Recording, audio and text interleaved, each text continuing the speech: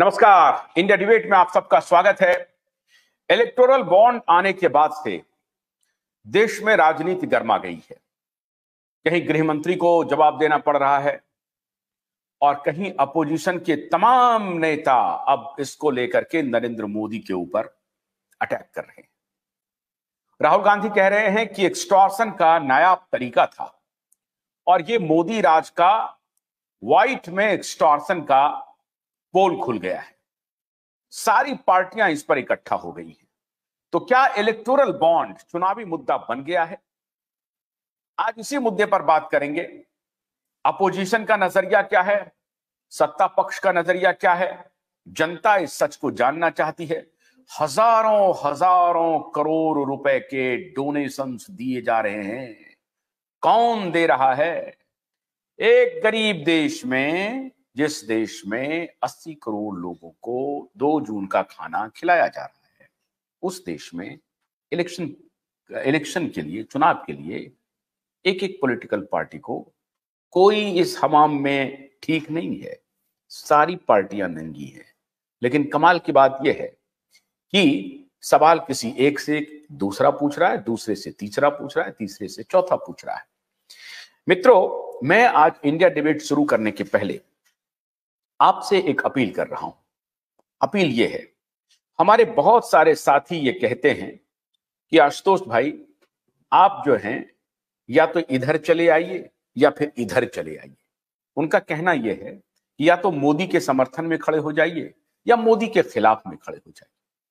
क्या आप वाकई में चाहते हैं मैं भी वही काम करूं जो सोशल मीडिया पे, और आपको मालूम नहीं है, सोशल मीडिया पे एक एल्गोरिदम तैयार है और उसमें, जिसमें डिविसिव बात अब जब करेंगे, एक की जब आलोचना करेंगे तो दूसरा वर्ग उसको बहुत तेजी से ट्रेंड कराता है। और ये दोनों तरफ हो रहा है, मोदी के समर्थन में भी, मोदी के खिलाफ भी, राहुल के समर्थन में भी, राहुल के खिलाफ भी, और अन्य जो पार्टियां हैं उसी प्रकार से उनके समर्थन में, उनके खिलाफ में। हो ये रहा है कि सोशल मीडिया का बाजार चल पड़ा है। सोशल मीडिया अपना बाजार बना रहा है। आप में से बहुत कम लोगों को यह मालूम है कि सोशल प्लेटफॉर्म पे कौन नियंत्रण कर रहा है। आपकी गलतफहमी है कि इस प्लेटफॉर्म को इनके मालिक नियंत्रण में है। नहीं, ये अब इनके मालिक के नियंत्रण में नहीं है। बड़ी बड़ी इंटेलिजेंस एजेंसियां दुनिया की, और सबसे जो ताकतवर इंटेलिजेंस एजेंसी में से एक है अमेरिका की, अब उनकी नजर है इसके ऊपर।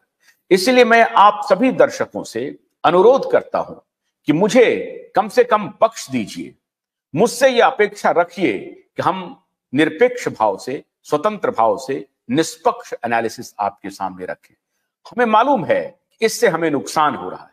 हमें मालूम है कि इसका हमें आर्थिक नुकसान झेलना पड़ रहा है। आज अगर मैं किसी खेमे में चला जाऊं तो मेरी व्यूअरशिप बढ़ जाएगी, मुझे डॉलर आने लगेंगे और मेरी आर्थिक समस्या का समाधान हो जाएगा।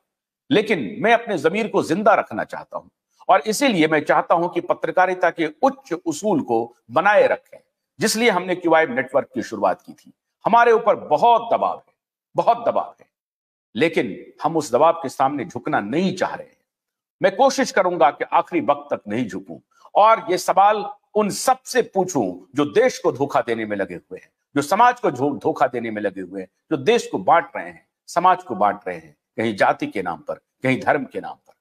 सारी राजनीतिक पार्टियों से आपको सवाल पूछना चाहिए। अकेले राहुल गांधी से नहीं, अकेले नरेंद्र मोदी से नहीं, अकेले केजरीवाल से नहीं, सारी राजनीतिक पार्टियों से निष्पक्ष भाव से आपको गलत को गलत कहना पड़ेगा और सही को सही कहना पड़ेगा। अगर सही को सही ना भी कहें, लेकिन गलत को गलत कहने की तो हिम्मत आपको जुटानी पड़ेगी। इसलिए मैं अपने दर्शकों से अनुरोध करता हूं कि हमारा साथ दीजिए, हमारे साथ खड़े होइए। हम इनके एल्गोरिदम को तोड़ देंगे अगर आपका हमें साथ मिलेगा। और मैं ऐसा नहीं मानता हूं कि हमारे देश में ऐसे दर्शक वर्ग नहीं है जो शायद सच जानना चाहते हैं, निष्पक्ष पत्रकारिता को देखना चाहते हैं, निष्पक्ष पत्रकारिता को सपोर्ट करना चाहते हैं। मुझे मालूम है हमें वक्त लगेगा, लेकिन हम जीतेंगे। हम किसी खेमे में नहीं जाएंगे। हम डंके की चोट पर आज मैं आपसे कह रहा हूं, मैं किसी खेमे में नहीं जाऊंगा। मैं हर खेमे को नेस्त नाबूद करूंगा, उनको एक्सपोज करूंगा, उनकी बेईमानी, उनकी धृष्टता, उनकी धूर्तता सबके सामने एक्सपोज करूंगा। तो आज हम शुरुआत कर रहे हैं इलेक्टोरल बॉन्ड से। मैंने ये चर्चा इसलिए शुरू किया है। बहुत बहुत स्वागत है आज हमारे साथ जाने माने पत्रकार अजीत झा, जाने माने पत्रकार श्रीकांत जी, आपका बहुत बहुत स्वागत है। हमें मालूम है अखिलेश अखिल जुड़ गए हैं। हमारी प्रस्तावना चल रही थी तो शायद आपको यह लग रहा होगा कि आशुतोष जी ने आज क्या शुरू कर दिया है। मैं अपने सभी पत्रकार साथियों से भी, और मैं जानता हूं, अजीत जी को जानता हूं, अखिलेश जी को जानता हूं, श्रीकांत जी को जानता हूं कि वो सच के साथ खड़े होंगे और हमारा दर्शक भी खड़ा होगा। एक और बात बताएं हमारे जो आज पैनलिस्ट हैं, अभी एक रिसर्च आया था कि डेमोक्रेसी का जो इंडेक्स है पूरी दुनिया में कैसे खत्म हो रहा है, और अमेरिका में वो इंडेक्स का एक रिपोर्ट आया। मैंने उसकी तहकीकात की, जब रिसर्च को पढ़ा हमने देखा कि हाँ वो बहुत नीचे चला गया है, 4.5 5.6 पे चला गया था। जो पहले 46 पॉइंट, मतलब ये था कि अगर सही मुद्दा होता था तो रिपब्लिकन और डेमोक्रेट दोनों साथ आ जाते थे। अब दोनों के साथ आने की गुंजाइश कम हो गई है, और ये वर्ल्ड वाइड ट्रेंड है। अमेरिका में भी मीडिया डिवाइडेड है, भारत में भी अब उसका असर हो गया और मीडिया डिवाइडेड है, और सोशल मीडिया इसमें बहुत बड़ा रोल प्ले कर रहा है। इसलिए अजीत जी, मैं आज आपसे अपेक्षा करूंगा, शुरुआत करता हूं आपसे, ये जो इलेक्टोरल बॉन्ड का मामला है, क्या ये सवाल सभी राजनीतिक पार्टियों से नहीं पूछा जाना चाहिए, या जो पार्टी सत्ता में है उससे ज्यादा पूछा जाना चाहिए? आशुतोष जी, पहले तो मुझे कंग्रेचुलेट करने दीजिए, आपने जो ये ओपनिंग स्टैंड लिया कि भाई हम सच्चाई के पीछे जाएंगे, हम कमिटेड जर्नलिस्ट हैं और हम सच्चाई छोड़ के, चाहे वो भाजपा हो, चाहे कांग्रेस केजरीवाल हो, चाहे ममता बनर्जी अखिलेश हो या लालू, हम दोनों पक्ष रखेंगे और सच्चाई को ढूंढेंगे। तो इसके लिए बहुत बहुत कंग्रेचुलेशंस, और ये बड़ा नोबल मिशन है और हम लोग सब इसी में लगे हुए हैं, पहली बात। दूसरी बात, बॉन्ड का चर्चा शुरू करें तो पहले अपने दर्शक को बता दें कि ये 12,156 करोड़ का ये टोटल बॉन्ड जो अभी पता चला है, जो एसबीआई ने सुप्रीम कोर्ट के ऑर्डर्स पे, जो सुप्रीम कोर्ट को दिया और जिसको अब अपने वेबसाइट पे ईसी लगाया है, वो 12,156 करोड़ का है, पहली बात। दूसरी बात, आधा इसका 6,000 करोड़ से ऊपर जो है वो भाजपा को मिला है। तो मतलब ऑलमोस्ट 48.5, मतलब करीब करीब 50% ये गया है भाजपा को, ये सारे बॉन्ड। दूसरी बात, जो नंबर 2 इसमें है वो है बंगाल तृणमूल कांग्रेस, और तीसरे उसको मिला है 1609.53 करोड़। तो मतलब याद रखिएगा, 6,060.51 करोड़ टू भाजपा, 1609.53 करोड़ टू तृणमूल, 1,421 करोड़ 21 करोड़ 0.67 जोड़ दीजिए कांग्रेस को। और मैं टॉप 5 प्लेयर्स का बता रहा हूं। चौथे नंबर पर है राव साहब का बीआरएस तेलंगाना के 1,214 1214.71, और बीजेडी नवीन पटनायक जी का बीजू जनता दल 775.50। इन पांचों को जोड़ दें तो मैं कहूंगा कि करीब करीब सबसे ज्यादा टोटल अमाउंट, मतलब नीतीश जी, मैं बिहार से आता हूं इसीलिए जेडीयू का नाम लिया जाए, हम लोग हमेशा अटैक करते हैं नीतीश जी को, इस मामले में नीतीश जी बड़ा मतलब क्लीन नजर आए हैं। सिर्फ 14 करोड़ बॉन्ड जेडीयू को मिला है। तो नंबर तो क्लियर कर दिया हमने कि भाई आधा जो है ये बीजेपी को मिला है, पहली बात। और दूसरी बात, इसका जो सबसे घिनौना पार्ट है इस बॉन्ड का, जिसको आप कह सकते हैं कि इनडिफेंसिबल है, ये सवाल नरेंद्र मोदी जी, अमित शाह जी, पूरे भाजपा के सामने रखना चाहिए कि 5 में से टॉप 5 जो बॉन्ड खरीदा है, उसमें से 3 ठो तब खरीदा बॉन्ड जब उस पे ईडी रेड हुआ, सीबीआई रेड हुआ।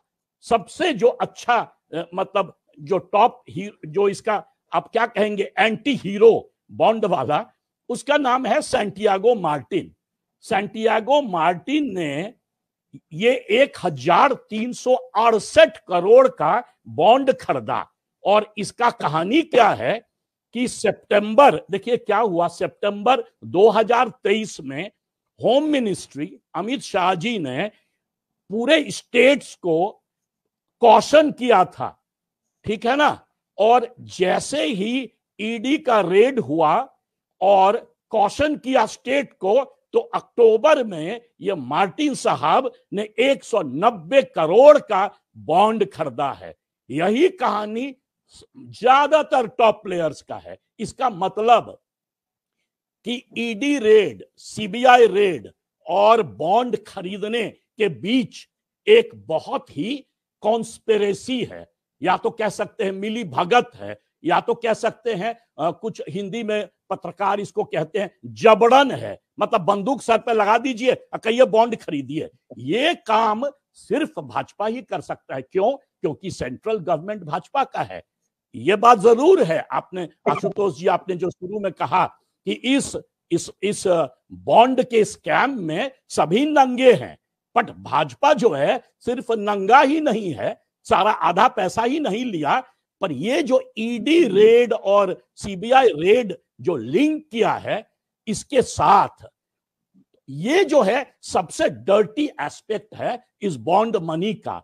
और तीसरी बात, जो छोटे छोटी पार्टियां हैं, जैसे मान लीजिए मायावती का पार्टी, जैसे मान लीजिए झारखंड का पार्टी, जो इस बॉन्ड स्कीम में नहीं आता है, तो उनके पास होता क्या है कि उनके पास कोई पब्लिक मनी नहीं आता है, उनके पास कोई फंडिंग नहीं आता है, उनको इलीगल सोर्स का फंडिंग करना पड़ता है। और जब करते हैं तो फिर भाजपा जो है उन पर ईडी रेड करता है। आपको पता है कि झारखंड में मुख्यमंत्री को जेल में डाल दिया है, आम आदमी पार्टी के 2 या 3 लीडर जेल में हैं। तो ये मतलब एक तरह से कह सकते हैं दोगला राजनीति है।